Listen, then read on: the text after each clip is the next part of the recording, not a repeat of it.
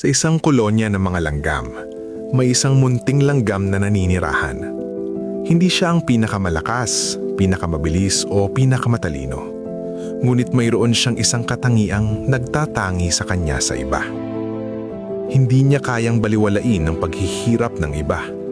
Kapag may napapagod at hindi na kayang buhatin ang isang butil papunta sa pugad, tinutulungan niya ito.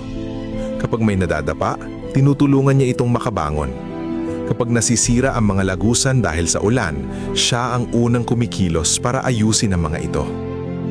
Nasanay ang ibang mga langgam na lagi siyang nariyan. Alam nilang kapag nahulog ang dala nila, pupulutin niya ito. Kapag hindi nila natapos ang isang lagusan, siya ang magtatapos nito.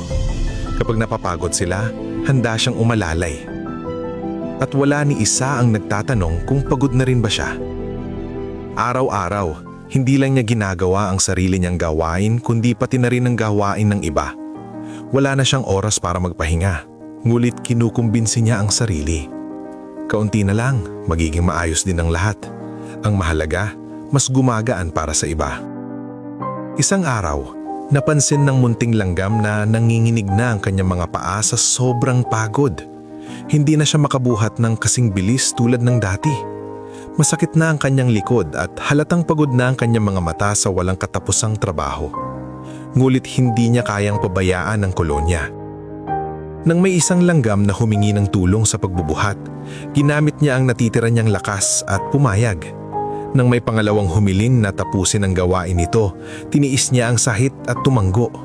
Nang may pangatlong nagsabing, "Lagi ka namang may oras, tulungan mo rin ako," muli siyang hindi tumanggi.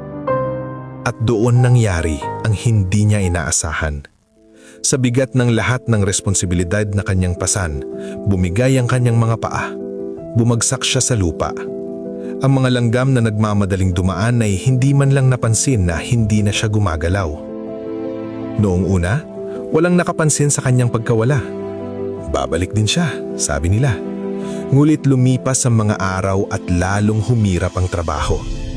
Wala nang pumupulot ng mga nahuhulog na butil. Wala nang umaalalay. Wala nang tumutulong sa pag-aayos ng mga lagusan. Unti-unting napagtanto ng mga langgam ang katotohanan. Mas malaki pala ang ambag niya kaysa sa kanilang inaakala. Hinahanap nila siya ngunit wala na siya kahit saan.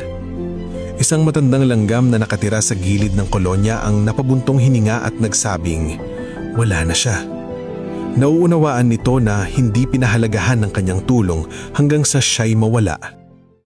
Bakit hindi niya sinabi sa atin? Galit na tanong ng iba. May nagtanong ba sa kanya kung kamusta siya? Sagot ng matanda. Natahimik ang lahat. Doon nila napagtanto.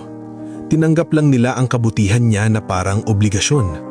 Palagi siyang nariyan, palaging sumusuporta, palaging tumutulong sa oras ng problema. Ngulit noong siya naman ang nahirapan, walang nakapansin. Aral ng kwento. Sa bawat komunidad, may mga taong inaako ang problema ng iba.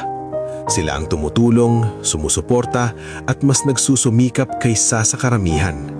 Sila ang laging nagsasabing oo kahit pagod na.